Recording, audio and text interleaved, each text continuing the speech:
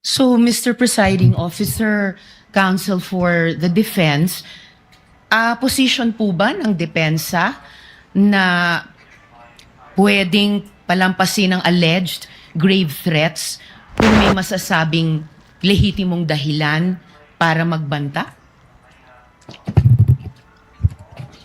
Your Honor, that is not the point. No. Mr. Presiding Officer, I am making a point through my question and I am asking the good counsel for the defense dahil sinabi nila there was a systematic oppression that yes, yan po ang nag-prompt nung alleged grave threats and alleged incitements ng Vice President na prompt po ng detention ni Attorney Lopez na kanyang inilarawan sa ipinakitang video kanina. Kaya itinatanong ko kung yan ba ang posisyon ng depensa na pwedeng okay lang or pwedeng tanggapin ang grave threats kung may masasabing lehitimong dahilan para magbanta.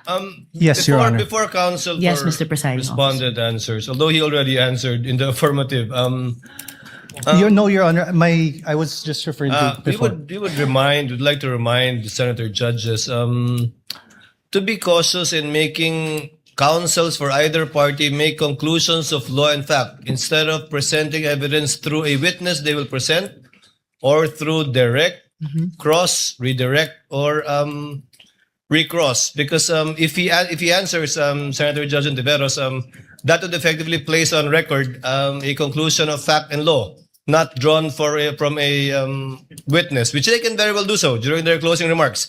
And when I allow him to speak by way of repartee to the peroration yesterday and discussion yesterday by counsel for the prosecution. But other than that, as agreed with some of the senator judges, we would try to limit the answers of the counsels for the parties. With your indulgence, Senator Judge Ontiveros, please. I submit, Mr. Presiding Thank you, Officer, may I just in closing make of record that I also appreciated and also submitted to the ruling of the presiding officer yesterday because I appreciated that it partook of the history of impeachment proceedings in this court. Pinag-aralan ko rin po ng maigi ang mga nakaraang mga impeachment trials at di hamak na pati noon naging liberal ang pagpapahintulot nila sa mga katanungan ng mga senator judges para lang mas maliwanagan ang iba't ibang punto. So I again thank the good presiding officer and again reiterate my submission to his ruling and thank the good counsel for the defense for his response. We thank Senator Ontiveros for her indulgence and Good job, Attorney Narvasa.